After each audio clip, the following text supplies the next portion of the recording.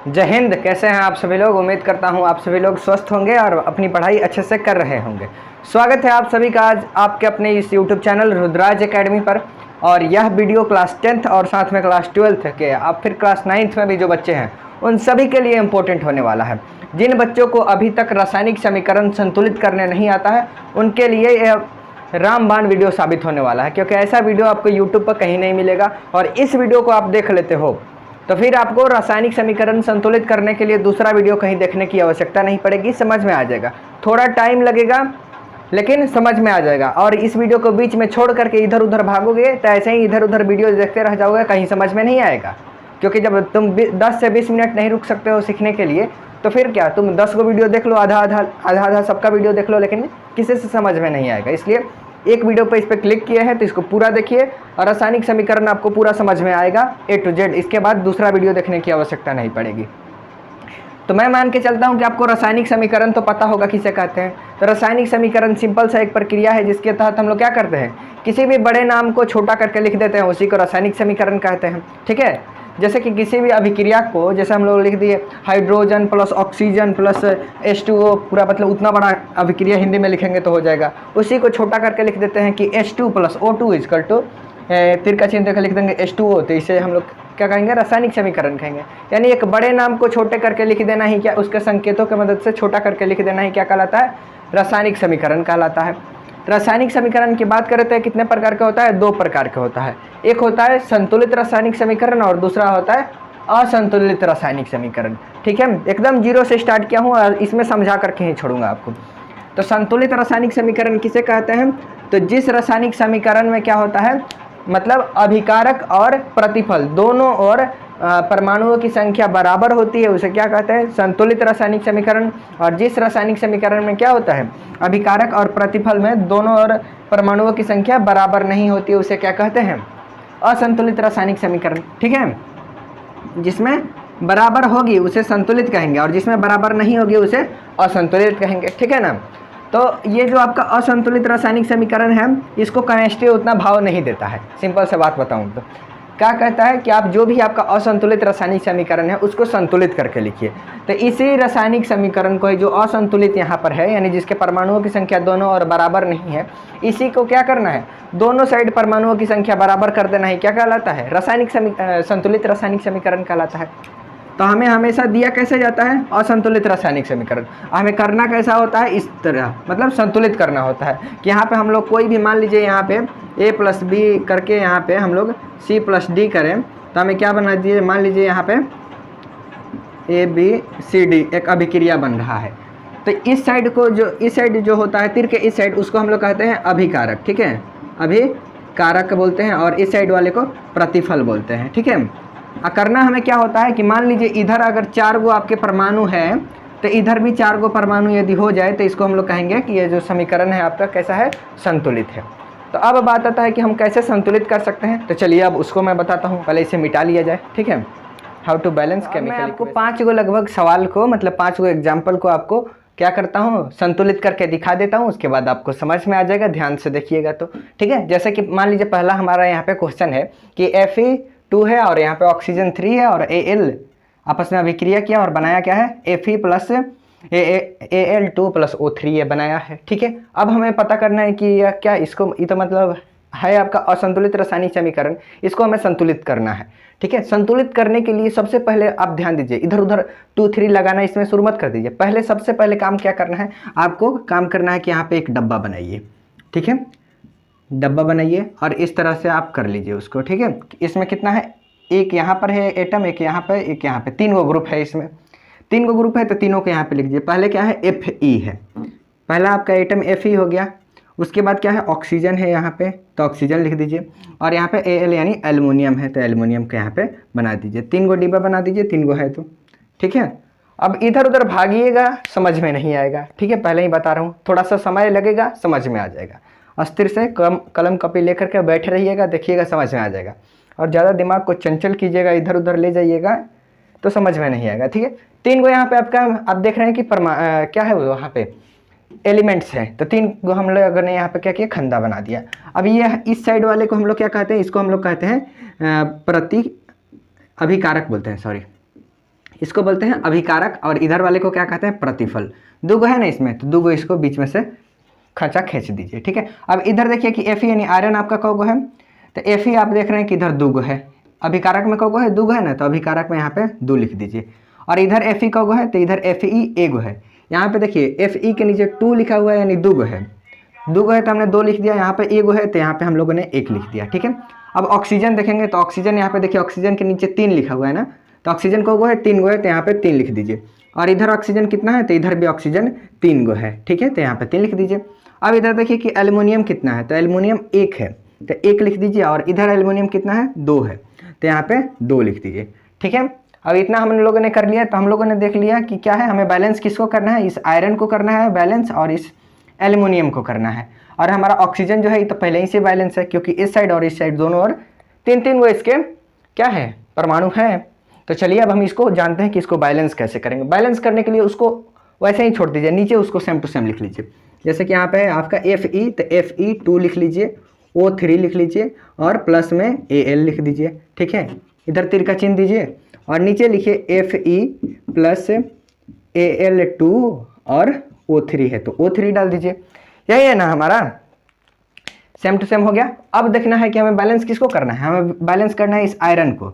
Iron हम लोग देख रहे हैं कि इधर 2 गो है और इधर कितना है, इधर 1 गो है, तो 2 गो हम लोग इसको कैसे करेंगे, यदि हम लोग इसमें 2 से गुना कर दें तो यह भी 2 हो जाएगा ना, इस साइड भी 2 गो हो जाएगा, ठीक है। तो चलिए यहाँ पे पहले से 1 गो आयरन है, यहाँ पे 2 से गुना कर दिए, 2 से गुना किए तो हम लोगों ने क्या देखा कि यहाँ पर भी 2 गो आयरन हो गया, इधर भी 2 गो आयरन हो गया, ठीक है। तो आयरन तो बैलेंस हो गया।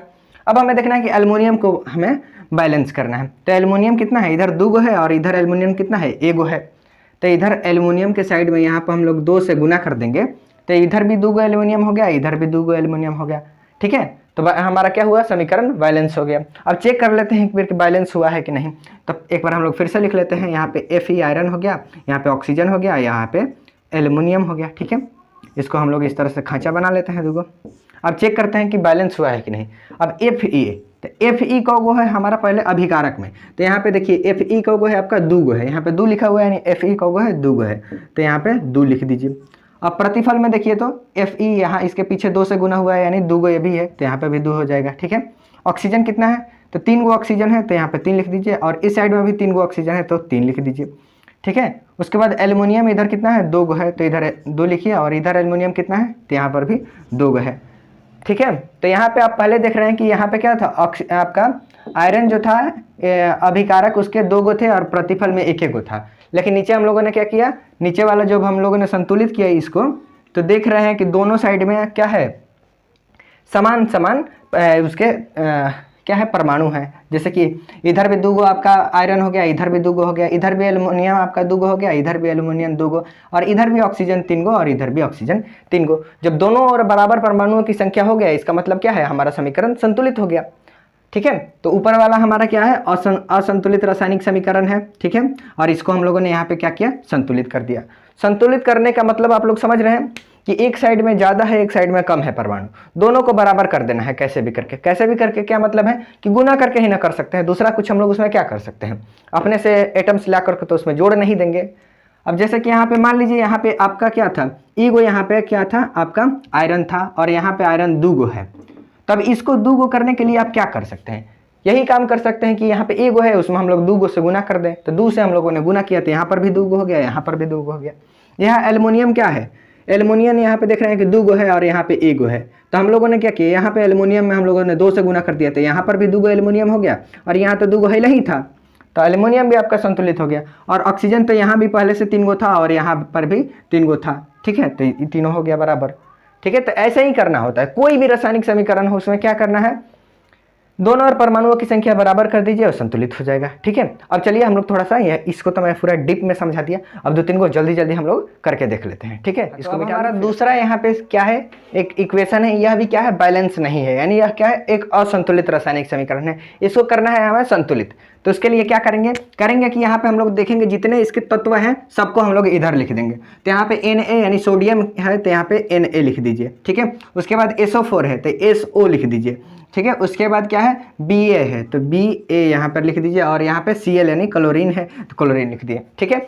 अब हमें देखना है कि अभिकारक में इसके तत्वों की संख्या, सॉरी परमाणुओं की संख्या कितनी है अभिकारक में, यानी इस साइड में। तो इस साइड में हम लोग देख रहे हैं सोडियम की संख्या कौगो है, 2 गो है, तो यहाँ पे 2 गो लिख दीजिए। ठीक है, उसके बाद इधर देखिए सोडियम कौगो है, तो यहाँ पे सोडियम 1 गो है, तो यहाँ पे 1 लिख दीजिए। ठीक है, उसके बाद क्या है, SO कौगो है, तो अभिकारक में SO देख रहे हैं यहाँ पे 4 गो है, तो यहाँ पे 4 लिख दीजिए, और इधर SO कौगो है, इधर भी 4 गो है, तो 4 लिख दीजिए। ठीक है, उसके बाद हमें क्या देखना है, BA देखना है, तो BA इधर कौगो है, 1 गो है, यहाँ पे कुछ नहीं है यानी 1 है, तो 1 लिख दीजिए, और इधर BA कौगो है, यहाँ पर भी कुछ नहीं है, इसका मतलब 1 गो है। ठीक है, उसके बाद क्लोरीन, तो Cl इधर देखिए कौगो है, इधर से क्लोरीन 2 गो है। ठीक है, और इधर क्लोरीन कौगो है, 1 गो है, तो यहाँ पे 1 लिख दीजिए। ठीक है, अब हमें देख रहे हैं क्या कि आपका है SO4 जो है ये क्या है, संतुलित है। हमें संतुलित है, असंतुलित कौन कौन सा है, तो एक है भी आपका संतुलित है, हमें संतुलित बस है ये 2 को करना है। ठीक है, तो इसको कैसे कर सकते हैं, देखिए इसको करते हैं। आइए पहले सबसे पहले जरूरी है कि इस समीकरण को एक बार फिर से लिख ले कि होच पोच ज़्यादा ना हो जाए। तो लिखने के लिए जल्दी से यहाँ से फटाक से मैं लिख लेता हूँ, Na2 plus SO4 plus BaCl2, ये आपस में अभिक्रिया करेगा, करने के बाद क्या बनाया, BaSO4 बनाया और प्लस में NaCl नमक बनाया आपका। ठीक है, अब हमें इसे संतुलित करना है, तो संतुलित किसको किसको हमें करना है, क्लोरीन को और सोडियम को करना है, क्योंकि क्लोरीन देख रहे हैं यहाँ पे 2 गो है और इधर 1 गो है, और यहाँ पर भी क्या है आपका, सॉरी यहाँ पे सोडियम 2 गो है उधर है, और इधर कौगो है 1 गो है, और क्लोरीन भी उधर कौगो है 2 गो है, इधर 1 गो है। ठीक है, तो हम लोगों ने देखा कि इधर क्लोरीन 2 गो है, सोडियम भी 2 गो है, इधर सोडियम 1 गो है और क्लोरीन 1 गो है। तो यदि हम लोग इन दोनों में क्या करें, 2 से गुना कर देंगे, तो इधर भी 2 गो हो जाएगा ना, क्योंकि देखिए यहाँ पर कौगो है, सोडियम 2 गो है और क्लोरीन कौगो है, 2 गो है, लेकिन इधर देख रहे हैं कि सोडियम 1 गो है और क्लोरीन भी 1 गो है। तो दोनों में हम लोग क्या करें, इसमें NaCl में हम लोग क्या करें, 2 से यदि गुना कर देंगे तो दोनों का हो जाएगा, 2 गो हो जाएगा, तो उधर भी 2 गो इधर भी 2 गो बराबर हो जाएगा, हमारा समीकरण क्या हो जाएगा, संतुलित हो जाएगा। तो चलिए इसको क्या करते हैं, यहाँ पे गुना कर देते हैं।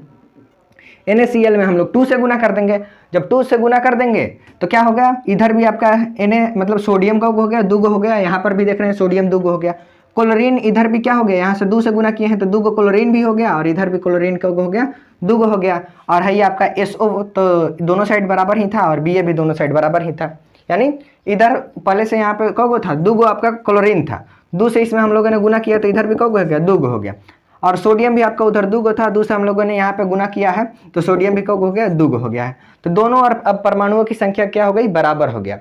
तो हमारा ये जो समीकरण था है ऊपर वाला, ये कैसा था, असंतुलित था। हमने यहाँ क्या किया, 2 से गुना कर दिया, जब 2 से गुना किए तो ये वाला समीकरण जो है हमारा क्या हो गया, संतुलित हो गया। ठीक है, चलिए अब एक और एग्जाम्पल देखते हैं, इसको आप लोग स्क्रीनशॉट कर लीजिए, यदि आपसे बन जा रहा है तो ऑल द बेस्ट, और भी आप प्रैक्टिस करते रहिए। चलिए 1-2 क्वेश्चन और हम लोग तीसरा नंबर हम लोग एग्जाम्पल अपना देखते हैं। जैसे जैसे नंबर बढ़ रहा है वैसे वैसे एग्जाम्पल थोड़ा हार्ड होते जा रहा है। ठीक है, तो चलिए हार्ड नहीं है, इसमें भी कुछ भी नहीं करना है, वही करना है कि उधर परमाणुओं की संख्या क्या है, ज़्यादा है, इधर कम है, दोनों को हमें बराबर कर देना है। कैसे करना है देखिए यहाँ पे, जैसा कि हम लोग देख रहे हैं PbNO3 × 2 है। ठीक है, चलिए हम लोग देखते हैं दोनों साइड में परमाणुओं की संख्या। तो यहाँ पे क्या है, एक तत्व है आपका Pb, तो यहाँ पे लिख लीजिए Pb। ठीक है, Pb।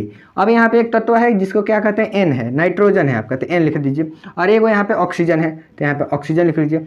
अब देखते हैं कि अभिकारक में इसके परमाणुओं की संख्या कितनी है। तो Pb यहाँ पे कितना है, आपको दिखाई दे रहा है, कुछ भी नहीं है, यानी 1 गो है, तो 1 यहाँ पे लिख लीजिए। और इस साइड में Pb कितना है, तो यहाँ पर भी कुछ नहीं है, इसके नीचे या चाहे बगल में गुना भी नहीं किया गया है, इसका मतलब यहाँ पर भी Pb 1 गो है, तो 1 लिख दीजिए। ठीक है, इधर अब हम लोग देखते हैं कि नाइट्रोजन का गो है, तो नाइट्रोजन इधर देख रहे हैं कि 1 गो है, और यहाँ पे 2 से गुना किया हुआ है, यानी नाइट्रोजन की संख्या कितनी है, 2 गो है, और इधर नाइट्रोजन कितना है, तो नाइट्रोजन में यहाँ पे कुछ नहीं है, यानी 1 गो है। ठीक है, उसके बाद ऑक्सीजन देखना है, इधर का है, तो यहाँ पे 3 से ऑक्सीजन में गुना है और फिर 2 से गुना है, तो 3 दूना के 6 गो ऑक्सीजन है, तो यहाँ पे 6 लिख दीजिए, और इधर ऑक्सीजन गिनिए, तो 1 गो यहाँ ऑक्सीजन, 1 गो यहाँ पर ऑक्सीजन, 2 गो, और 2 गो यहाँ पे 4 गो ऑक्सीजन है। ठीक है, तो अब हमें संतुलित किसको करना है, देखिए यहाँ पे, तो हमारा जो Pb है ये पहले से संतुलित है, संतुलित हमें करना है इस नाइट्रोजन को और इस ऑक्सीजन को संतुलित करना है। तो संतुलित करने के लिए पहले इस अभिक्रिया को एक बार फिर से लिख लीजिए, यहाँ पे लिख लीजिए Pb और NO3 × 2 आपस में अभिक्रिया किया, बनाया क्या, PbO बनाया, और क्या बनाया, NO2 प्लस यहाँ पे O बनाया। ठीक, अब हमारा Pb तो पहले से संतुलित था, और यहाँ पे है जो है हमारा को है 6 गो आपका ऑक्सीजन है। ठीक है, संतुलित हमें करना है, कैसे करेंगे, तो और आपका यहाँ पे देखिए कि नाइट्रोजन भी देख रहे हैं कि 2 गो है, और इधर नाइट्रोजन का गो है 1 गो है, संतुलित करना है। तो कैसे करेंगे? अब देखिए यहाँ पे संतुलित करने के लिए क्या करें हम लोग कि हमारा ऑक्सीजन को है 4 गो है, इधर 6 गो है, 2 गो ऑक्सीजन की कमी हो रही है। तो 2 गो ऑक्सीजन को पूरा करने के लिए यहाँ पे देखिए 2 गो ऑक्सीजन पहले से है ही।